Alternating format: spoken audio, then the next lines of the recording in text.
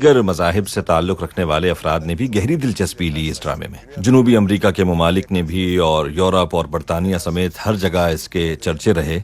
مجھے یہ یقین تو نہیں تھا کہ یہ اتنا زیادہ دنیا بھر میں مقبول ہوگا، ہاں، لیکن یہ تھا کہ ترکی میں یہ ڈرامہ بہت زیادہ مقبول ہوگا۔ دنیا بھر میں اس کی مقبولیت یقیناً حیران کن تھی۔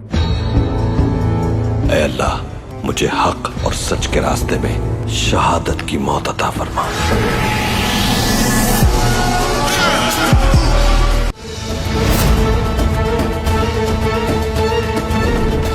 کہتے ہیں کہ انگن آلتان یعنی ایرترول ہونے کے ناطے پاکستان سے الیکشن میں حصہ لے تو پاکستان کے الیکشن میں زبردست کامیابی حاصل کر سکتا ہے۔ اس بارے میں آپ کیا کہیں گے؟ بہت شکریہ، یہ آپ لوگوں کی ذرا نوازی ہے، میں بہت مشکور ہوں، مگر ایسا ہو نہیں سکتا۔ بہت محبت ملی ہے پاکستان سے، اور اتنی محبت اور چاہا جانا یقیناً بہت اچھا محسوس ہوتا ہے۔ پاکستان ہمارا برادر اور دوست ملک ہے۔ ہم نے اپنا بچپن پاکستان کے ساتھ اپنی محبت کے جذبات کے اظہار میں گزارا ہے۔ پاکستان کے لوگ، میں اس سے پہلے ایک فلم میں حصہ لے چکا ہوں، یہ ایک جنگی فلم تھی، اس کا نام تھا ندول و کارتال۔ اس فلم میں حصہ لینے کے لیے پاکستان سے پائلٹ آئے تھے، ہم نے ان کے ساتھ بھی بڑے اچھے طریقے سے گھل مل کر کام کیا۔ یہ سب کچھ پاکستان کے ساتھ ہم ترکوں کی محبت کی وجہ سے تھا اور ایک برادر ملک ہونے کے ناطے تھا۔ اس طرح اپنے ایک برادر ملک پاکستان سے اس قدر محبت کے اظہار نے مجھے بڑا جذباتی بنا دیا ہے۔ میں ویسے بھی پاکستان کا بڑا مداح ہوں، لیکن میں آپ کو یہ بتا دوں کہ سیاست دانوں کا کام ہے، اور میں ایک اداکار ہوں اور میرا کام اداکاری کرنا ہے۔ آپ کا سلام کرنے کا سٹائل، یہ سارے لوگ جو ہیں آپ کی کاپی کرتے ہیں، آپ کیا کہنے چاہیں گے ہمارے ناظرین کو اس بارے میں؟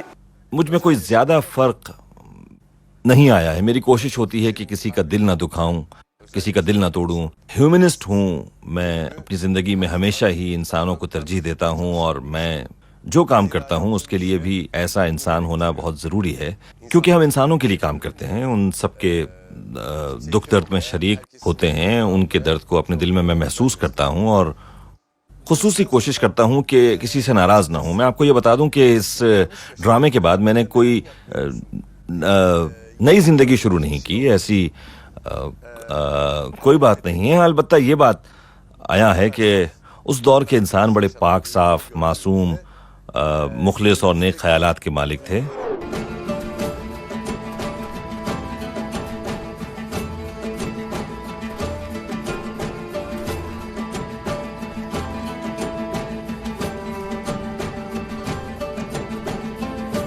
یہ سب کچھ میں نے اس دور کے انسان کو دیکھتے ہوئے محسوس کیا ہے۔ موجودہ دور کے انسان انتہائی بناوٹی ہیں، اس دور کی طرح کے معصوم اور نیک خیالات کے مالک نہیں ہیں۔ بدقسمتی سے موجودہ دور میں انسانوں نے اپنے ہی معاشرے میں رہتے ہوئے اس میں برائی کا ایک سلسلہ جاری رکھا ہوا ہے۔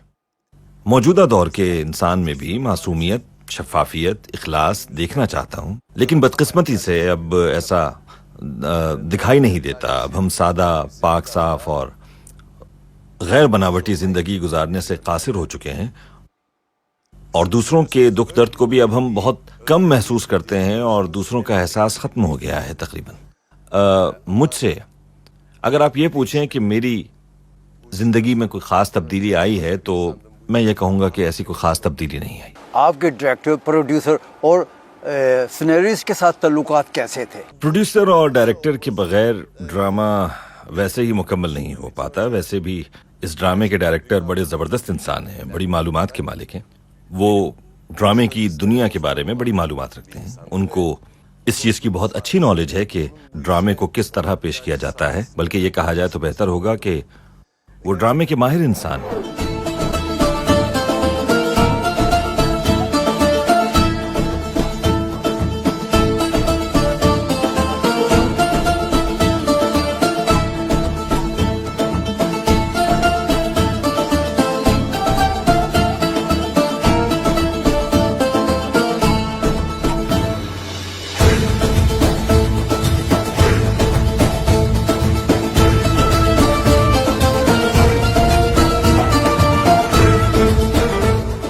میں نے ان کے ساتھ اپنی دوستی اور ان پر اعتماد اور بھروسے کی وجہ سے اس ڈرامے میں حصہ لینے کی حامی بھری تھی۔ اگر یہ کہا جائے تو زیادہ بہتر ہوگا کہ انہوں نے اس ڈرامے کو ہماری توقعات سے بھی بڑھ کر بہت زبردست طریقے سے منظم کیا اور پیش کیا تمام لوگوں کے سامنے۔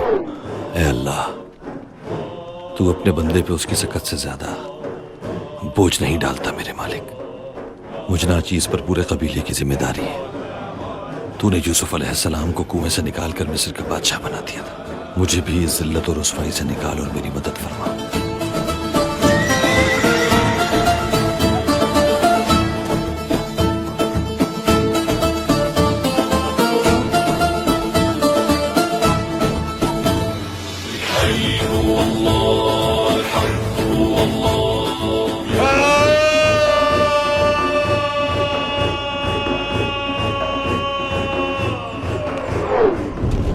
دراصل اس قسم کا کام عام طور پر ڈائریکٹر ہی کرتا ہے اور اس کے بعد اداکاروں اور فنکاروں کا کام ہوتا ہے کہ وہ اس ڈرامے کو کامیابی سے ہمکنار کرے. اگر ڈائریکٹر اعتماد اور بھروسے کی فضا قائم نہ کر سکے تو پھر جان لیجئے وہ ڈرامہ کامیاب نہیں ہو سکتا. ہم خوش قسمت ہیں کہ ہمیں ان جیسے ڈائریکٹر کا ساتھ حاصل ہوا جنہیں اپنے کام پر مکمل گرفت حاصل ہے اور وہ ڈرامے کی دنیا کو بہت بہتر انداز میں جانتے ہیں. اس لیے اس ڈرامے میں انہوں نے وہ کچھ ہم سے کروانے میں کامیابی حاصل کی جسے وہ اپنے اندر محسوس کر رہے تھے اور ہم نے بھی ان مناظر کو اپنے اندر محسوس کرتے ہوئے ادا کیا. یعنی ہم یہ کہہ سکتے ہیں کہ انہوں نے اس ڈرامے میں کرداروں کی صلاحیتوں کے مطابق ان سے کام لیا اور اسی لیے یہ ایک اچھی ٹیم ایفرٹ کے طور پر سامنے آیا.